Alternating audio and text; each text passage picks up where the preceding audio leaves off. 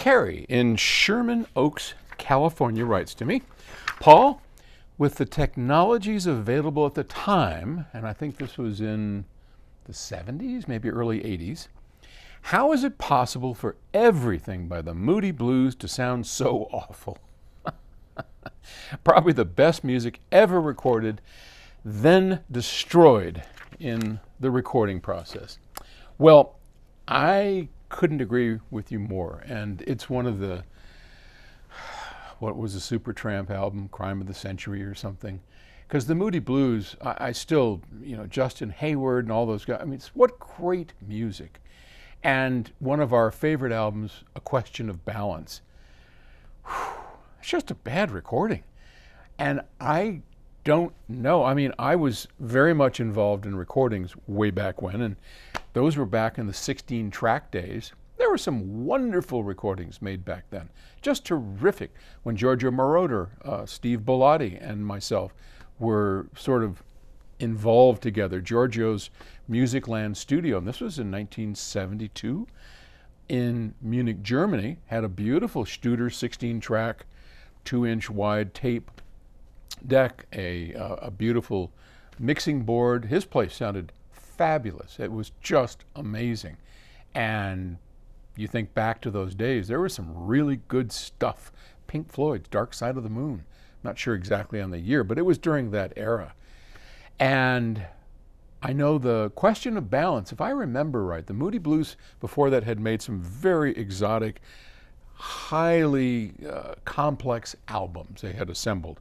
And then they were going to go out on tour, and at least this is the riff that I read about years ago. They wanted to simplify the whole thing down so they could perform it live. And you'd think from doing that they could have made some great recordings. The music, fabulous. Love the Moody Blues.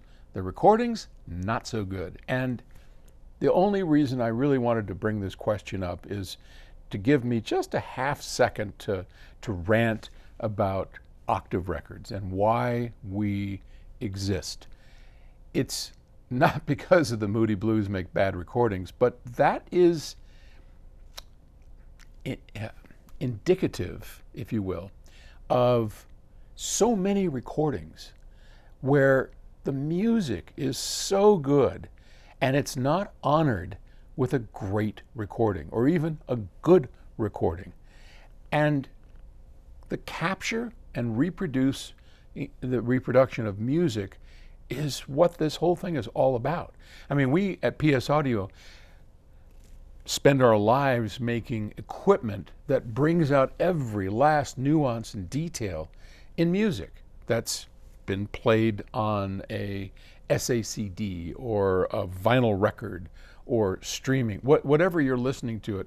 We have spent our lives over the last 50 years doing our best to make sure everything that is on that disc is captured and brought forth in a way that is just, I'm going to use the word orgasmic, and I'll probably get, because I doubt that's actually happening, but I couldn't think of a better word. I mean, it really is. When you sit in front of a high-end audio system, it's amazing. If the recordings are halfway decent, when they're bad, it just reminds you that, doggone it, someone has to stand up and say something. So here I am. And part of the reason we made Octave Records was to make sure that every recording, whatever music we were able to capture, sets an example for everybody who's interested in any of this, to say, look, here's what can be done. No, we're not recording Pink Floyd. No, we don't have any famous artists. Probably never will. I hope we do, but probably never will. So if we can set an example, if Cookie over at Blue Coast, look, there is tons of great recordings, don't get me wrong, but the majority, they're either mediocre or bad, and that's a shame. So we just want to set the record straight. Okay. Thanks for listening to me rant. I'll talk to you later.